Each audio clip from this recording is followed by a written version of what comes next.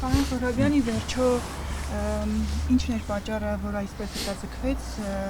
իսկապես Արման Սարոյանը չի ստացել ծանոթություն, չի ծանոթացել, թե մի տնավոր ձգձգվում է այս գործընթացը։ Դե ինչպես տեսակ, դատարանին միջնորդել էր հետաձգել իբրև չի ստացել միջնորդություն եւ ծանոթ չէ։ Մենք 30 րոպե ընդմիջում վերցրեցինք եւ դատանին ներկայացրեցինք փոստային անդորրագիր, ինչպես նաեւ հայփոստի պաշտոնական կայքից համապատասխան այդ անդորրագրի նույնականացման համարով տեղեկատվություն, որից երևում է, որ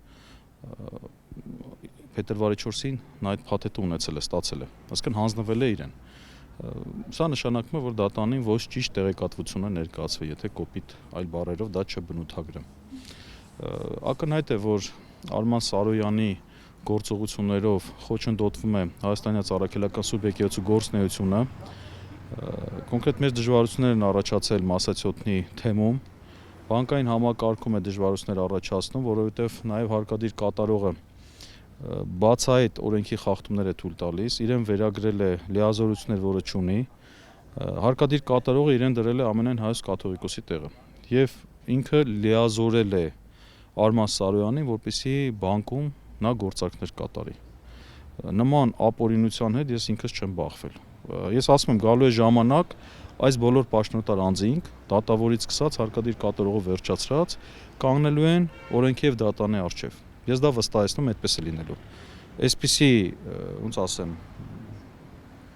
ուզում եմ բառ ընտրեմ, որ վիրավորական գոնե հրապարակային դաշտում չհնչի, այսպիսի բացահայտ անօրինական մոտեցում ես չեմ տեսել։ Պարոն Զոհրաբյան, Արման Սարոյանը շարունակում է ոչ ճիշտ, այսպես ասած,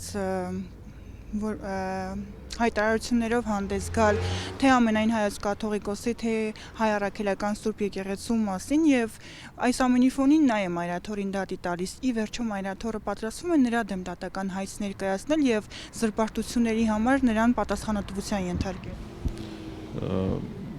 Տեսեք, այն ինչ որ Արման Սարոյանը հիմա ասում է, իր ասածները հերկվում է էլի ինքն է հերկում։ Իր նախորդ ասածները, մինչև այս ապստամբներին միանալը, ինքը իր բոլոր խոսքերով հերքում է այսօրվա ասածը։ Նա ինքն է ասում, որ պետությունը իրավունք չունի միջամտի եկեղեցու ներքին գործերին, ինքը այսօր պետությանը ինքը գործիք ծառայելով պետությունը միջամտել է տալիս եկեղեցու ներքին գործերին։ Ինքը ասում էր, որ եկեղեցին այս առումով որևէ խնդիր չունի, այսօր ինքը հակառակն է ասում։ Տեսեք, մենք իր խոսքը պետք է հակադրենք իրեն։ Իսկ թե ինչու Մայրաթորը իր նկատմամբ միջոցներ չի ձեռնարկում, դա բնականաբար, ես այսպես ասեմ, ամենայն Հայոց կաթողիկոսը միշտ էլ հայրաբար է վերաբերվում եւ ապստամբ եպիսկոպոսներին, միշտ էլ եթե տեսնում եք, նա մեր պատկերացումներով չափից դուրս հանդուրժողականություն է ցուցաբերում եւ դա հավանաբար հայրական մոտեցում է եւ բնականաբար մենք ինքներս պետք է այդ վեհ մոտեցման հետ հաշվի նստենք։ Իսկ թե ինչու Արման Սարոյանը իրեն պահում է ուղիղ դրա հակադիր կեցվածքով, այսինքն անշնորհակալ կեցվածքով, նման լկտի կեցվածքով,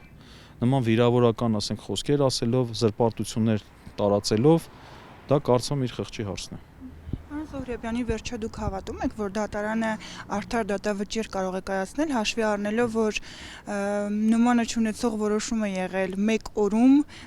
Էդգար Հովհաննիսյանը որոշում կայացնեց, որ պետք է Արման Սարոյանը վերականգնվի մասնացոտնի թեմի առաջնորդի պաշտոնում, սա շատերի համար զարմանքի տեղիք էր առաջացրել։ Ես դատավոր Էդգար Հովհաննիսյանին չեմ հավատում, այսօր էլ ինքը ամեն ինչ արեց, որ հետաձգեց, ի վերջո դատավորն է որոշում կայացնողը, իրեն չեմ հավատում։ Ես տեղյակ եմ, թե ինչպես է այս որոշումը կայացվել, ինչպես այս հայցը ընդունվել, ինչպես այս հայցը գրվել, մենք է որոշակի տեղեկատվություն ունենք, թող այս խմբակի մեջ ներգրաված պաշտոնատար անձինք մտածեն, որ սա ունենալու հետևանքներ, հաստատ ունենալու հետևանքներ։ Միապարի հետ խոսել եք, ինչպիսին է այս ամենին իր դիրքորոշումը եւ ի վերջո այս ճնշումներից Մայրաթորը մեր եկեղեցին ինչպես դուրս կգա։ Ես իմ բան ասեմ, Հայ Առաքելական Սուրբ Եկեղեցուն միշտ են ճնշել տարբեր ժամանակահատվածներում, բայց որ հայրենի իշխանությունները պետք է այսպես այս աշճանի ճնշեին, իհարկե սա աննախադեպ երևույթներից է, որովհետեւ նաեւ Պապ Թագավորի ժամանակ էլ նման մոտեցումներ կային, ի վերջո պատահական չի, որ նաև Նիկոլ Փաշինյանն իրեն համեմատում էր Պապ Թագավորի հետ, դեռևս 2018 թվականին։ Մի բան, որ կարծում եմ մեր հանրությունը գոնե պետք է իմանա, որ սա ուղղված չէ անձի դեմ, սա ամենայն հայոց կաթողիկոսի անձի դեմ չէ, որովհետև